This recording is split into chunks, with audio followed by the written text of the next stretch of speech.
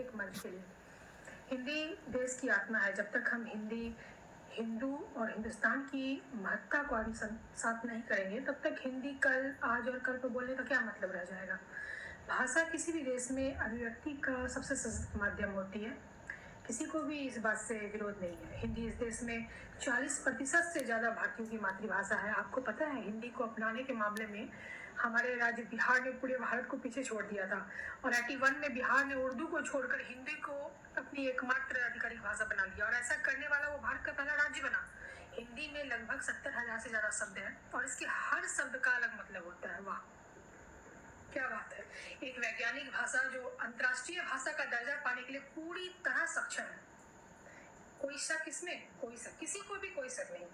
पिछले 500 से ज्यादा सालों तक हमारे देश की भाषाएं हिंदी रही, प्राकृत रही, संस्कृत रही, फारसी, उर्दू, अंग्रेजी रही। कारण ये रहा कि पूरा भारत ही अलग अलग क्षेत्रों में बटा हुआ था और कई राजाओं या बादशाहों के नियंत्रण में था। हर राज्य एक अलग देश का दर्जा खुद ब खुद ले बैठा था। इस प्रकार कभी उर्दू, कभी फारसी, तो कभी संस्कृत भाषाओं का चलन रहा। उसके बाद अंग्रेजी की बारी आई। अंग्रेजों की गुलामी का 200 साल का लंबा दौर चला और अंग्रेजी को हम पर लाद दिया गया। हम आते हैं इसके इतिहास की तरफ, हिंदी के। यह स्पष्ट है कि हिंदी का अतीत बेहद गौरवशाली रहा है। भाषा और संस्कृति सिक्के के दो पहलू के समान है। ये सनातन सत्य है। आज की दुनिया के 43.7 करोड़ से ज्यादा लोग हिंदी भाषा में बात करते हैं। जी हाँ, आंकड़े चौंकाने वाले हैं लेकिन प्रमाणिक हैं। हमारी भाषाओं में बहुत कम अनुवाद विदेशी भाषाओं में हुए हैं। शायद यही एक वजह है कि संस्कृति का, साहित्य का अटूट खजाना होने के बाद भी हम आज अंतर्राष्ट्रीय मंच पर विश्व के सामने उसे सही तरीके से प्रमोट नहीं कर पाए हैं। सच्चाई तो यही है। शायद इसके पीछे पॉलिटिशियंस का स्वार्थपूर्ण रवैया कह लीजिए, जिसके चलते जनमानस में दुविधा बढ़ती गई और राष्ट्रीय एकता के समान हिंदी भाषा की जो माला की मोती थी वो बिखरती रही। हिंदी अंग्रेजी की गुलामी के तले दम तोड़ती रही।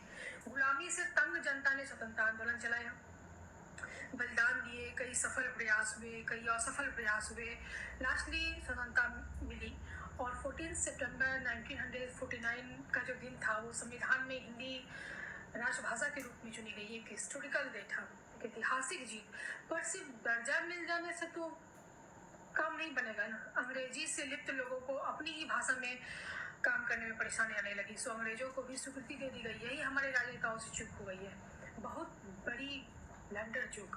अगर उसी वक्त हिंदी को सरकारी कामकाज की भाषा के रूप में रख दिया जाता तो आज हमें हिंदी दिवस पर यह नहीं कहना पड़ता ज़्यादा से ज़्यादा काम अंग्रेजी में करो, ज़्यादा से ज़्यादा काम हिंदी में करो, पोस्टर्स चिपकाओ, स्कूल में कंपटीशन करो, कॉलेज में कंपटीशन करो, एजुकेशन, तो ड्राइंग, मतलब तमाम तरह के साधन जिससे हम हिंदी को कितना प्रमोट कर पाए।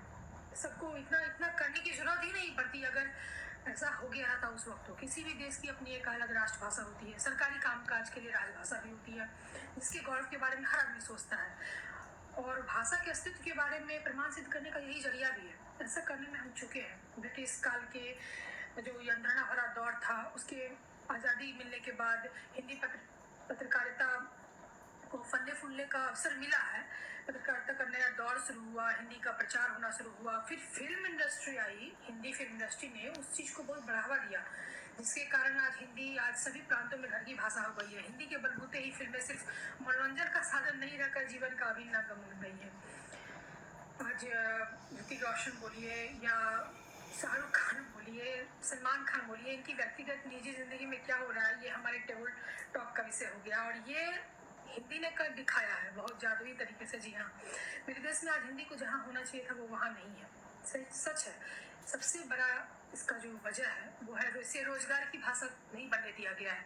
आज भी जब हम पढ़ाई पूरी करके चाहे किसी भी चीज़ की पढ़ाई की है, पढ़ाई पूरी जब हो जाएगी तो इंटरव्यू के लिए जाएंगे तो सवाल पूछा जाएगा, अंग्रेजी आती है, लिख लेते हो, पढ़ लेते हो, स्पेलिंग मिस्टेक तो नहीं होता, ग्रामर की गलतियां तो नहीं होती हैं। बहुत कम ऐसी जगह है इंडिया में जहां लोग हिंदी के ज्ञान की बात करते हैं। और पता है, बातें सिर्फ शैक्षणिक संस्थानों तक सीमित नहीं है। मेरे हिसाब से हिंदी की बर्बादी में सबसे अहम रोल हमारी संसद का है। भारत आजाद हुआ तो हिंदी को राष्ट्रभाषा बनाने की आवाजें उठी, लेकिन इसे यह दर्जा ही नहीं दिया गया, इसे राजभाषा बनाकर रख दिया गया।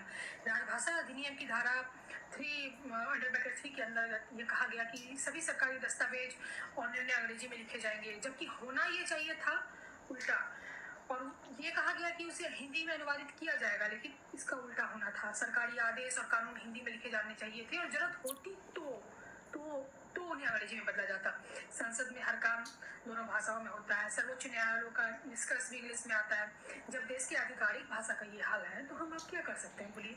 संविधान सभा में हिंदी के पक्ष में स्पष्ट बहुमत नहीं बन पाया था। नेहरू जी भी लंबे समय तक अंग्रेजी के हिमायती रहे। 1965 में देश में एक ऐसा दौर भी आया जब भाषा की राजनीति इतनी हावी हो गई कि दक्षिण में भाषा को लेकर दंगे शुरू हो गए। स्वतंत्रता की लड़ाई में हिंदी भाषा की क्या भूमिका रही है, मुझे नहीं लगता मुझे इस विषय पर कुछ भी कहने की जरूरत है। ये हिंदी ही थी जिसने पूरे देश को एक सूत्र में पिरो कर रखा था। इसे जैसा लिखा जाता है वैसा पढ़ाई जाता है। ये बहुत ही सीधी सादी भाषा है, लेकिन चूक गई है। हम लोग चूके हैं। आज भारत में मुझे लगता है 10 राज्यों में हिंदी अभी राज्य भाषा है। भविष्य में हिंदी अपने आप में अनंत संभावनाएं लिए हुए हैं, इसमें कोई दो राय नहीं है। मुझे एक बात याद आ रही है इस विषय पर। लॉर्ड मैकाले का लिखा हुआ मैंने कहीं पढ़ा था कि उन्होंने एक बार लिखा कि हम एक ऐसा वर्ग बनाना चाहते हैं जो रंग-रूप में भारतीय होगा, विचार से अंग्रेज होगा, लोग कर दो बात। और यहीं से हिंदी अपनी अधोगति की तरफ मुड़ गई। इस लिहाज से भारत में हिंदी भाषा उपेक्षा की शिकार रही है। हमारे देश में देखिए सरकारी दफ्तर में हिंदी बोली जाती है। ज्यादातर ऑफिशियल काम इंग्लिश में होते हैं, अदालती काम अंग्रेजी में होते हैं, सरकार के नोटिफिकेशन इंग्लिश में आते हैं। इन सरकारी दफ्तरों में अगर हिंदी का प्रयोग होता भी है तो उसकी भाषा इतनी जटिल होती है कि आम आदमी समझ नहीं सकता। अधिकतर दफ्तरों में गलत हिंदी लिखी जाती है। अंग्रेजी माध्यम के स्कूल खुलते जा रहे हैं, उन स्कूलों में हिंदी के प्रति प्रेम नहीं सिखाया जाता। पढ़ाया जाता है, प्रेम नहीं सिखाया जाता। हिंदी की तौहीन होती है। आज सही हिंदी बोलना एक अपमान का विषय है।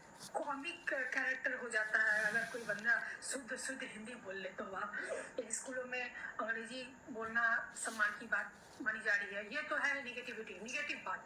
पॉजिटिव क्या है?